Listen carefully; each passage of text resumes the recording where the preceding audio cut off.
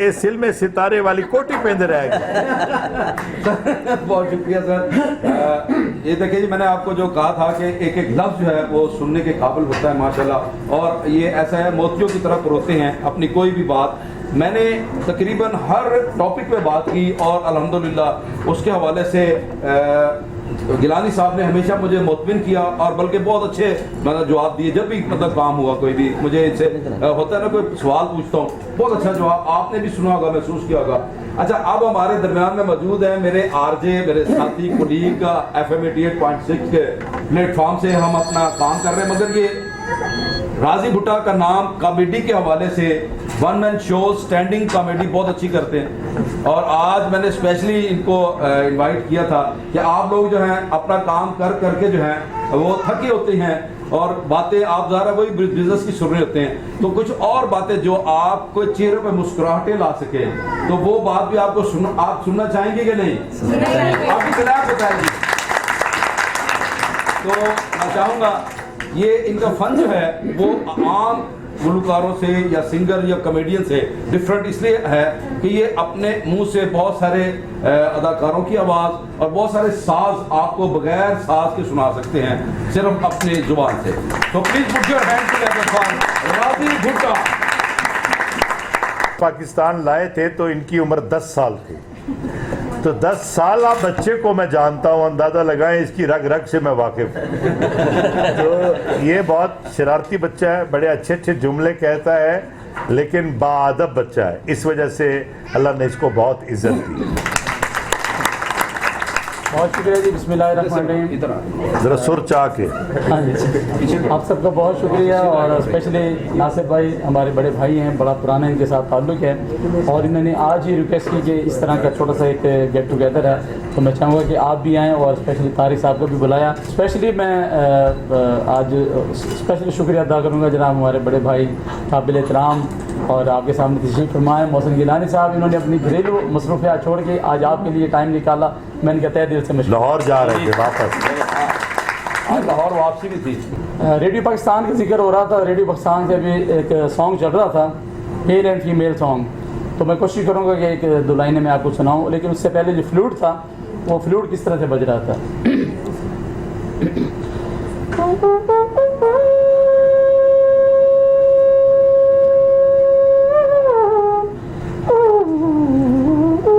बहुत अच्छे।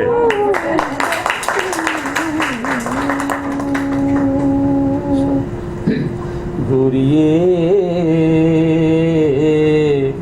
मैं जाना परदेस,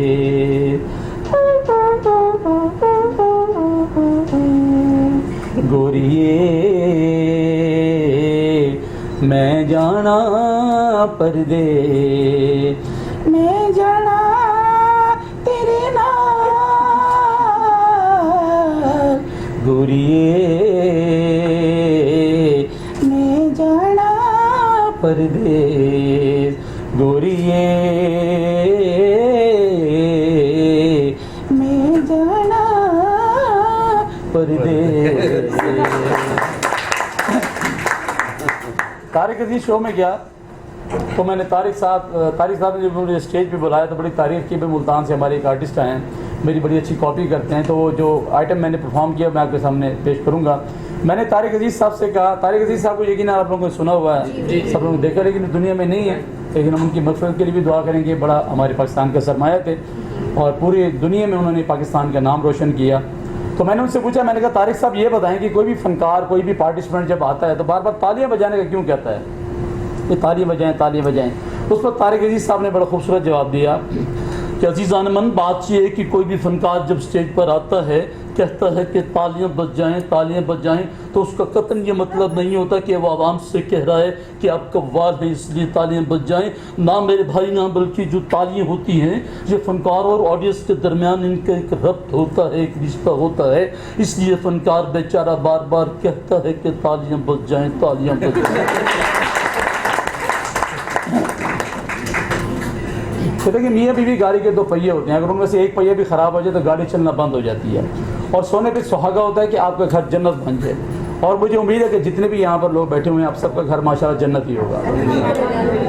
तो ऐसे ही एक साहब दफ्तर से घर जब आए तो बड़े मायूस खड़े थे। उनकी मिसेज ने कहा कि खैर है आज दफ्तर से जल्दी आ गए? तो हाँ बेगम, वो जरा बॉस से लड़ाई हो गई थी और बॉस ने मुझे गुस्से में आके कहा कि जाओ जहन्नम में। मैं फिर सीधा घर ही आ गया। इसी वजह से बेगम साहब को लेने के लिए गए स्टेशन पर, तो जैसे बेगम साहब ट्रेन से उतरी तो कहती बड़े अफसोस की बात है, इतने दिनों के बाद मैं आ रही हूँ, आपके चेहरे पर कोई खुशी के तासुरात नहीं, वही टेंशन की टेंशन। सामने देखिए वो बंदा अपनी बेगम को लेने के लिए आया हुआ, कैसे खुश खड़ा हुआ है। उसने कहा बेगम गौर से देखो, लेने नहीं छोड़ने के लिए आया हुआ। मैं उमर शरीफ शो में गया तो उमर शरीफ साहब ने मुझसे जो सवाल करने थे मैंने अपनी परफॉर्मेंस भी कर लिया। बाद में मुझे कहा कि आप मुल्तान से आए हो, ये बताओ कि औरत की ज़िंदगी लंबी, हसीन और दिलकश क्यों होती है? तो मैंने क्या, इसलिए कि औरत की कोई बीवी नहीं होती।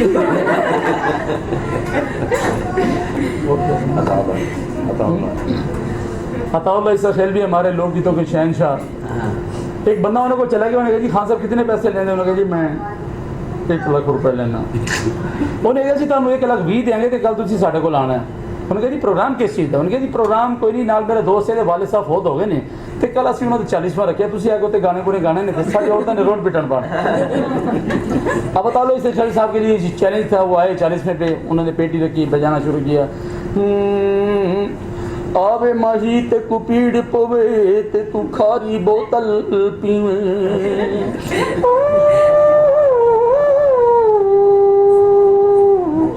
आवे माही ते कु पीड़ पवे ते तू खारी बोतल पीवे, हथी पड़ के तेनू गटर च सुट्टा पर तू सारी उम्र जीवे, मुल विकदा कलाक होवे हो मैनू छड़ जाने वाली ये तेनू जांदियां तलाक। अब क्योंकि 40वें का प्रोग्राम था तो 40वें के हिसाब से वहाँ गाना गा रहे हैं। पहले सोचा मैं क्या गाऊँ, उसके बाद फिर रिहर्सल के बाद औरतों को भी देखा रोने शुरू कर दिए। तेवा बेबे हुई बेवा, तेवा बेबे हुई बेवा, हो की अबे दी ना चंगी तरह सेवा, नी अब्बा मरे बन वाली निकली रह जान वाली। मौसम भाई मेरे साथ ये वाकया हुआ, वो उसने एक शेर कहा कि एको का नकदा कोका, एको का नकदा कोका, ओ कीते सस ने मेरे नाल धोखा, नी छोटी नू लिखान वाली ते बड़ी नू बयान वाली। इसने कहा ये मेरे साथ हुआ है वाली ते बड़ी नू बयान वाली। थैंक यू जी। एक मैं यहाँ रेशमा ड्रामा करने लगा हूँ, गुलकारा रेशमा के हवाले से कहानी। तो मुख्तलिफ जगह पे जा रहा हूँ, झोपड़ियों में, झुग्गियों में, जगह जगह। तो राज़िक मेरे साथ है। तो हम जा रहे थे पुतली तमाशा वालों को ढूंढते, तो इसने मुझे एक बात बताई। मैंने ऐसे गुलकारों का नाम ले रहा था तो सीमी, सीमी का पूरा नाम क्या है? नसीम सीमी। नसीम सीमी। हाँ, नसीम सीमी। वो सीमी सिंगर का जिक्र शुरू हुआ तो उस बेचारी के कुछ हालात ऐसे थे, कहीं उसने म्यूज़िक का प्रोग्राम करना था तो ये कंपेयरिंग कर रहे थे। तो इसने मुझे बताया कि जो दूसरे म्यूजिशियन थे उन्होंने कहा कि जी ठीक है, जब ये गाएगी हम भी इसके साथ अपने साज बजा लेंगे। लेकिन जब वो स्टेज पे आई तो सारे जितने भी म्यूज़िक वाले लोग थे, ढोलकी बाजा चीज़ें उठा के वो चले गए कि भाई जो पैसे मिलेंगे इसको मिलेंगे, ये हमें तो नहीं देगी। तो वो बेचारी खड़ी थी, वह रोने वाली हो गई कि ये सब चले गए, मैं क्या गाऊं। ये वो बंदा है जो स्टेज पे आया, उसने कहा आप गाएं, मैं सारे म्यूजिक मुंह से बजाऊं। तो इसने उसका साथ दिया।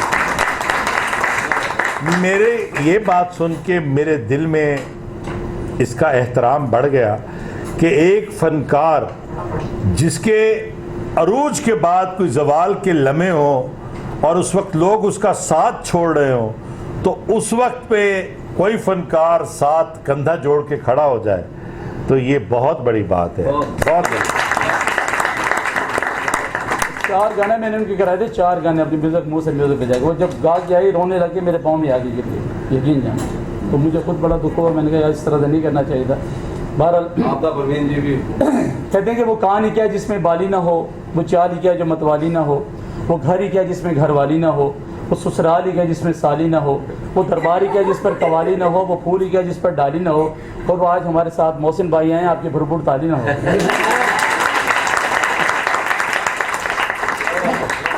तो ज़िंदगी ने माशाल्लाह हमारे पाकिस्तान की बल्कि दुनिया में अपने फ़न का जादू जगा रहे हैं, महंगी तरीन फ़नकार हैं।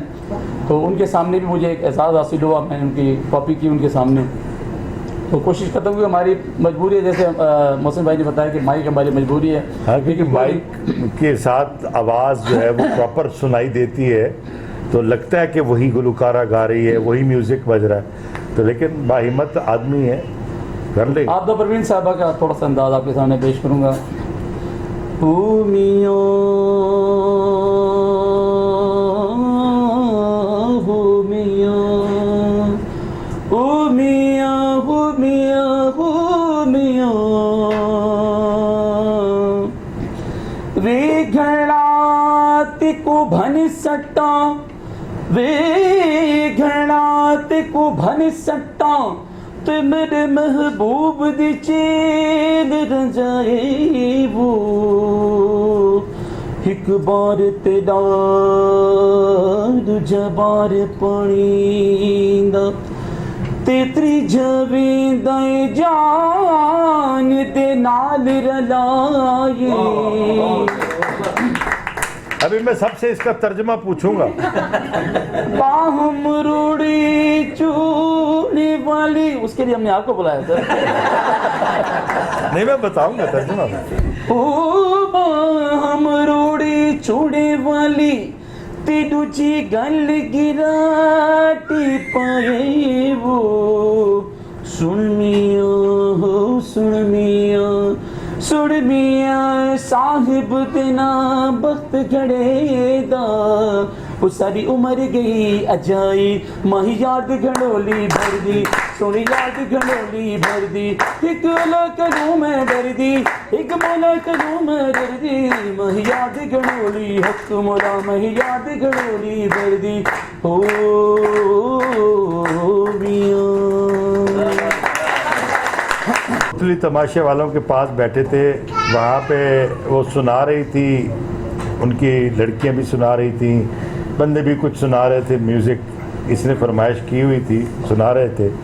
फिर रेशमा के हवाले से बातें कर रहे थे, तो इसने रेशमा का उनको सुनाया, तरह वो सुनाओ ना, जिस पे वो सारे इतने हंसे, उन्होंने इतनी तालियां बजाई इसके लिए कि मतलब पुतली वाले भी परेशान हो गए, ये बंदा क्या चीज़ है। जरा ये आइटम भी सुनाओ भाई। रेशमा को आपने सुना हुआ सब?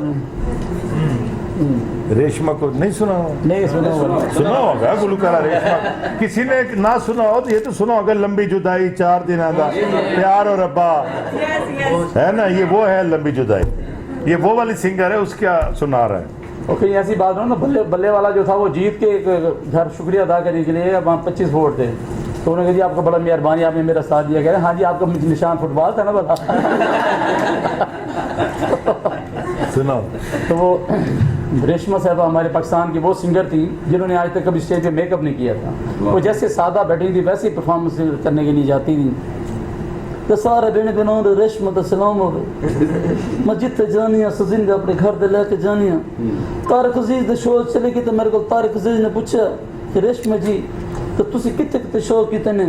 मैं कि मैं अमेरिका टोरंटो तो न्यू जर्सी वर्गे बेटा पिंडे शो करके आई।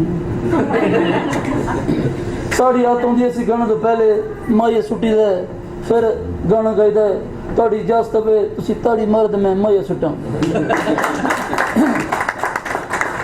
गरिया दा धूमाया